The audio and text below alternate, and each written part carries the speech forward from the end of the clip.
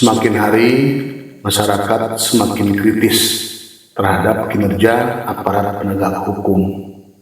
Dengan demikian, diperlukan juga prinsip kehati-hatian aparat penegak hukum, terutama penyidik kepolisian negara Republik Indonesia dalam menerima laporan, terutama terkait dengan laporan dengan motif ekonomi, itu misalnya terkait dengan harta benda ya, misalnya kasus penipuan, kasus penggelapan, kasus pencurian dan lain sebagainya. Sehingga ketika menerima laporan dari masyarakat, penyidik wajib membebankan azas pembuktian kepada si pelapor, baik itu actori incumbit probatio, affirmative non negati incumbit probatio, ataupun incumbit probatio quaesit non qui negat, yang pada intinya beban pembuktian itu ada pada mereka yang menggugat atau yang melaporkan, bukan ada pada yang digugat atau pada terlapor atau orang yang dilaporkan. Untuk itu, ketika penyidik menerima laporan, maka dipastikan alat bukti suratnya harus diperlihatkan alat bukti aslinya. Penyidik bisa berpedoman kepada 2 dari 4 makna azas legalitas, yaitu nullum crimen nulla puna sine lege scripta atau lex scripta, yang berarti hukum harus tertulis, tidak boleh menggunakan kebiasaan.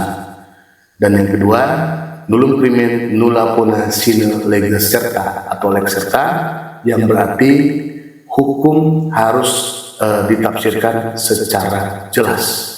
Maka terkait pelaporan, apabila seorang pelapor membawa alat bukti surat berupa fotokopi, penyidik wajib meminta diperlihatkan, minimalnya diperlihatkan bukti yang aslinya. Kita berpedoman pada pasal 1888 KUH Perdata yang menyatakan bahwa kekuatan pembuktian dengan suatu tulisan terletak pada akta aslinya. Bila akta yang asli ada, maka salinan kutipan hanya dapat dipercaya sepanjang salinan serta kutipan itu sesuai dengan aslinya yang senantiasa diperintahkan untuk ditunjukkan. Itu berdasarkan ketentuan pasal 1888 KUH Perdata. Kemudian penyidik juga dapat menggunakan jurisprudensi berupa putusan Mahkamah Agung nomor 3609 /PDT/1985 yang menyatakan surat bukti fotokopi yang tidak pernah diajukan atau tidak pernah ada surat aslinya harus dikesampingkan sebagai surat bukti.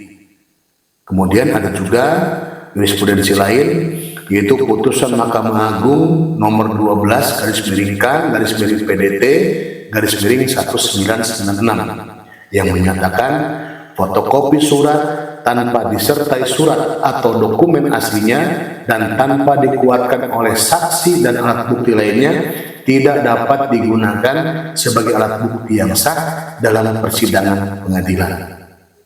Maka dari itu tidak ada salahnya ketika orang datang melapor, penyidik meminta kepada pelapor tersebut untuk menunjukkan bukti aslinya.